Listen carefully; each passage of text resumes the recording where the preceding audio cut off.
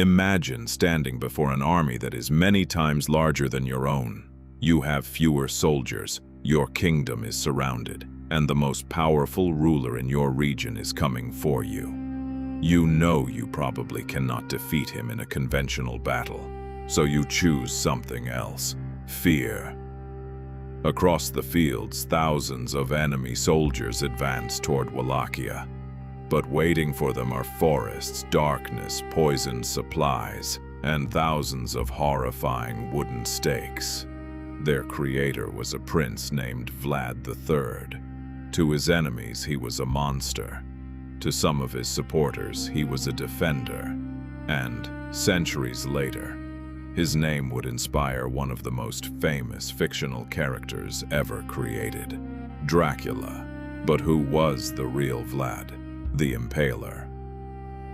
Vlad was born in the early 15th century, probably in 1431, into the ruling family of Wallachia.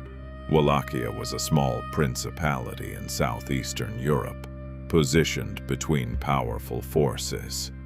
To the south was the growing Ottoman Empire. To the west and north were the kingdoms and territories of Central Europe, and Wallachia itself was politically unstable. Its rulers were constantly fighting for power. Vlad's father was Vlad II Dracula. The name Dracula came from his membership in the Order of the Dragon, a Christian military order created partly to oppose the Ottoman expansion. His son became known as Dracula, meaning essentially son of Dracula. But Vlad's childhood was about to become much darker. When he was young, Vlad and his younger brother Radu were sent to the Ottoman court as political hostages. There, Vlad witnessed the power of the Ottoman state from the inside. He learned its military methods, he learned its political culture, and he learned something else: how dangerous power could be. Vlad eventually returned to Wallachia, but becoming ruler was not simple. The throne was constantly contested. Vlad would lose power, return, lose it again, and fight his way back. This instability shaped the ruler he eventually became.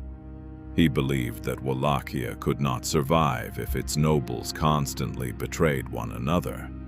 And Vlad's solution was brutally simple: make betrayal terrifying. He began punishing criminals, political enemies, and disloyal nobles with extreme severity. His reputation spread.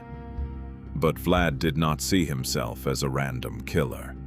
He wanted to create order. The problem was the method he chose, and that method would give him his infamous name, the Impaler. Vlad's preferred method of execution became impalement.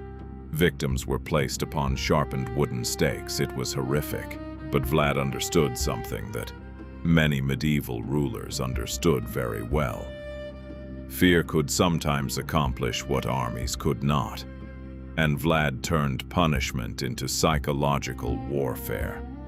One of the most famous stories associated with him tells of a massive forest of impaled bodies being displayed to an invading Ottoman army. Whether every detail of the story is accurate is difficult to establish, but the broader historical reality is clear. Vlad deliberately cultivated a reputation for terror. He wanted his enemies to know that invading Wallachia would come at an unimaginable price. And then came the greatest challenge of his life: the Ottoman Sultan. By the 1460s, the Ottoman Empire was one of the most powerful states in the world. Its ruler was Mehmed II, the same Mehmed who had conquered Constantinople in 1453. Now Mehmed turned his attention toward Wallachia. Vlad refused to simply submit. He resisted Ottoman demands, and eventually, open war followed. But Vlad knew he could not defeat the Ottoman army in a straightforward confrontation, so he used the land itself. His forces attacked supply lines, destroyed resources, launched sudden raids, and disappeared before the larger Ottoman army could respond. This was not a conventional war. It was a war of exhaustion.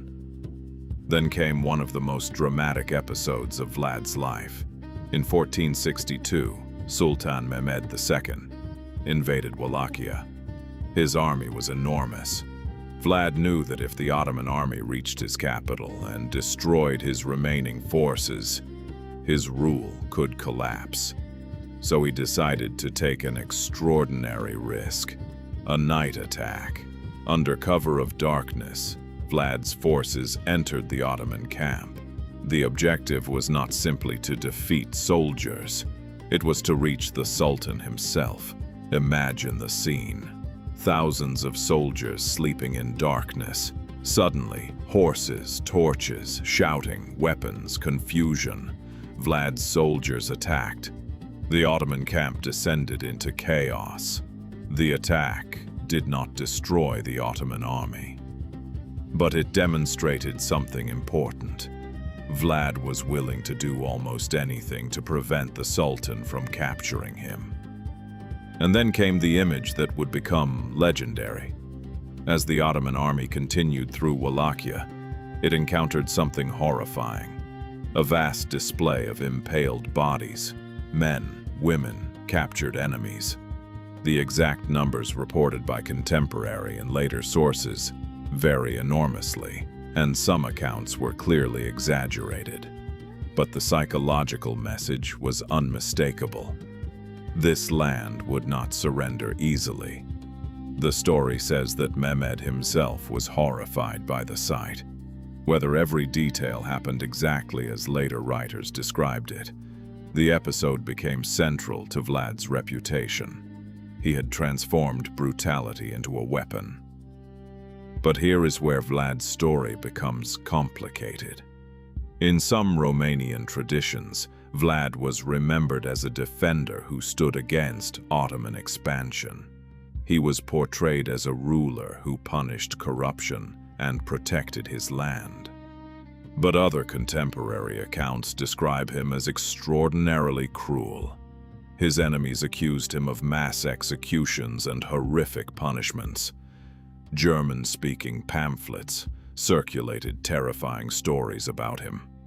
Some of these accounts were propaganda. Others probably contained genuine atrocities. So which Vlad was real? The uncomfortable answer is both images contain part of the truth. He was a determined ruler defending a vulnerable principality, and he was also capable of extraordinary brutality. History does not always give us heroes and villains. Sometimes it gives us human beings whose actions are difficult to defend. Vlad's victories could not guarantee his survival. Political alliances shifted, his enemies grew, and eventually he lost his throne. He spent years trying to regain power. Eventually, he succeeded once more, but his final reign would be short. In 1476, Vlad was killed during fighting in Wallachia. The exact circumstances remain uncertain. His enemies reportedly displayed his head in Constantinople as proof of his death. The man who had spent his life terrifying his enemies had finally fallen. He was probably in his mid-40s, and then something extraordinary happened. Vlad died, but his reputation didn't. Stories about him continued spreading across Europe. He became associated with cruelty, bloodshed, and supernatural darkness. Centuries later, an Irish writer named Bram Stoker created a fictional vampire named Count Dracula. Stoker's Dracula was not a biography of Vlad. The historical Vlad and the fictional vampire were very different characters. But the name helped connect the fictional vampire with the terrifying reputation of the real prince. And that connection changed Vlad's legacy forever. A medieval ruler became one of the most recognizable names in horror. He was a ruler born into a violent age, a prince trapped between empires, a Christian ruler fighting against Ottoman expansion, a master of psychological warfare, and a man capable of extraordinary cruelty.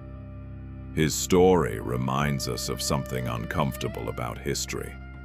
Sometimes the people remembered as heroes were capable of terrible things.